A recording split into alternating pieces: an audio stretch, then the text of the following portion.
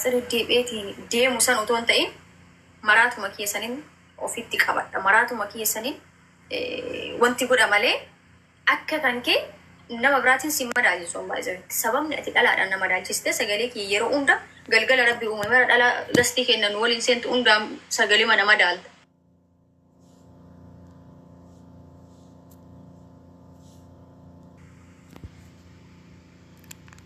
Dash dabel.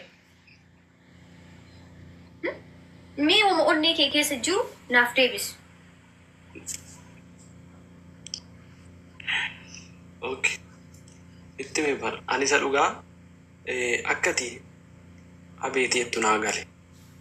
Sababni ati dhalaadhaan wal bira teessee nama daalchiteef maaliidha sin jedhe fokkattus yoo ta'e sagaleen kiyas fokkataa yoo ta'e bineensas yoo ta'e si ta'ee raami maal gochuuf namaan nama daaltaadha barama. Nama biratti maal gochuuf sagalee koo madaaltaadha bara. Hin beektu qara sagalee kee keessaa na wajjaa isaan jirtu asirra na wajjii oolaan jirtu. Ati yeroo siin nama haalismaaf cal jettee ilaalta teesse. Gastii keessa jiraadhee miti baay'isawee asiin taa'ee si ilaalaa jira. Amantaa naa jijjiiri viidiyoo kooliin bilbila viidiyoo kooliin xiqqaatee wal bira dhuftan. Amantaan sinan jedhe amantaan waan bira amantaa miti.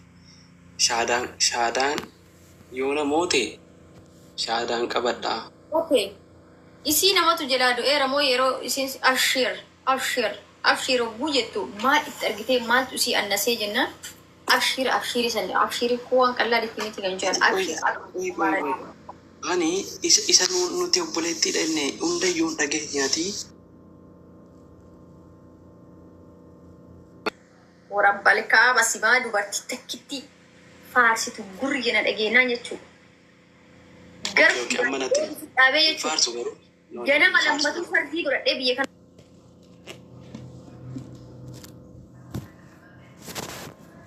Ganama lammatu normaali yoo barbaade ukkoo xiqqii keessa osoo jedhe geemii sagantaa qabadhe si waliin taphachuu danda'a bara. Geemii sagantaa guddichuma san nafxanyaa waliin taphatan.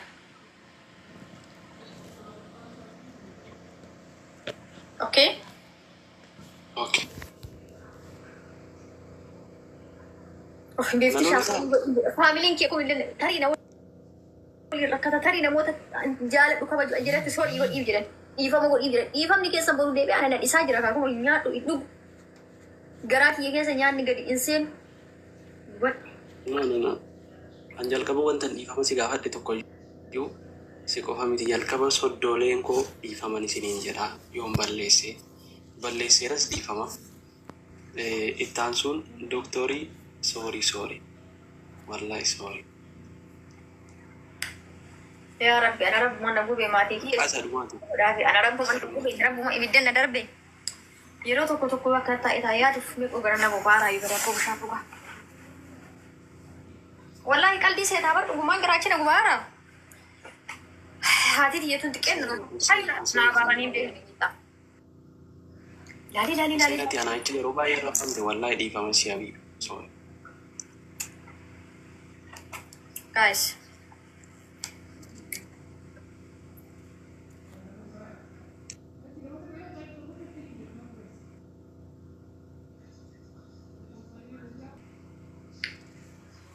Akkana mana yaadeeti.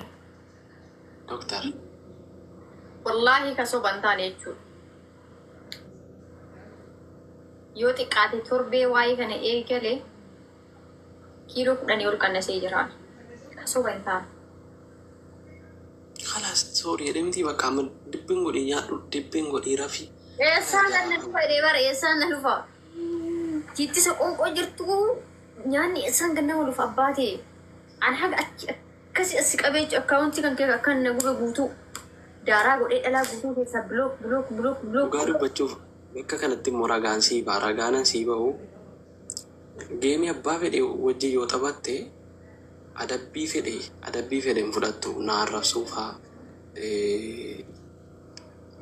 geemii anatti hin tolle hin fudhattu. Kanaafi teenkiyoon siin jedha bakka kanatti. Bakki mucaa sun baay'ee natti tolle bakka ati mucaa qorataa teettee bakka dhugaa natti fakkaate sii gala. Habibi geemiin ukkoo caawwataadha barnu nama geemii wal madaaluu miti bara. Geemii jirra Giiftii fudhataa jirra. Uummata afaanii gochaa jira. Baay'ee geemee sarara kan taphatan uummata afaanii sammuu isaanii bashannansiisuudhaaf kan taphatu. Geemiin miti kan wal madaalu yookaan geemiin miti kan illee si madaalu geemiin illee kan illee nama madaalu miti. Sooshaal gulumaa galatti sooshaal miidiyaa miti kan nama madaalu jechuma soorii jedhu tana of jalaa gati. Irra deddeebisitti yoo ati har'a irraa dhalama takka si'ii anaan duuba isaati inshaalla isaati onlaayiniitti jirtu ansi jammar arbu ashiriin sa'a onlaayinii irraa gadi hin bu'u hirribni hin jiru maafi hirribni maafi ergasii golbare hirribni maafi dhageen arbu ashiriin sa'ani hirriban qabu akkanuma taa'ee maasi yaada si takka taattalaa taa'ee akkanatti yeroo rafullee silkii akkas achi kaayetiin kan waraaburra deebisee jechuudha. Achi kaayetiin biratti rafa si waraabanni silkiin tiyatuun illee silkii araadaa wayii qabu. Silkii qabutan irra waan jedhan namoota hedduutu jira. Namoonni afaan Ingiliffaa baay'een hin gallee fi namoonni gurguddaallee silaanuu daawwatu hedduu jira. Jecha soorii jedhu kana dhiifamatti deebisuu qabaa jedhan. dhiifama guddaa wallahi. Jaa sababa Osoo ilan no jalqaba simiti kanan dhiifama gaafadhu. Ummata kabajamaa, ummata jaallatamaa, saba guddaa, ummata qorsomaa hundi keessanuu dhiifaman isiniin jira wallahi dhiifama. Ittaanuun doktorii haadha ijoollee koo ja'an gara fuula duraa. Guyyama takka saadamii wanti nu godhataanis guyyama takka saadamii qallaba ta'an. Ati jecha kun waggaa afur hadhaa waliinaa sammuu jedhiftee isuma irra deddeebiin uummanni keenya gara biraatiin nama fudhata. Guyyaa takka caalan dubbatee jaallatu wallahi. Jaha miti 12 haa taatu. Dhage. Jaha taatee 60 taatee 600 taatee san ati hin kennitu rabbitu kenna. Ati garuu irruma deddeebiteetiin ijoollee haadha ijoollee gara fuulduraa jahanii dhiifam waan biraallee maal jetta abbo nagaa biroomsi jecha takkitti yeroo baay'ee irra hin maqaan labadee jecha takka yeroo takka kat bas hara oomsi jecha biraa jaddadi jadii laazim.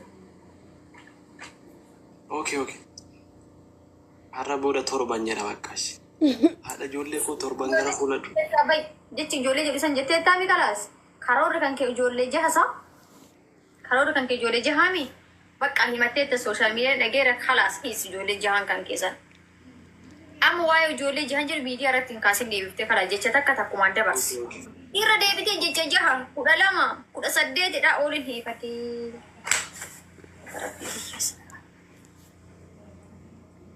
Okay.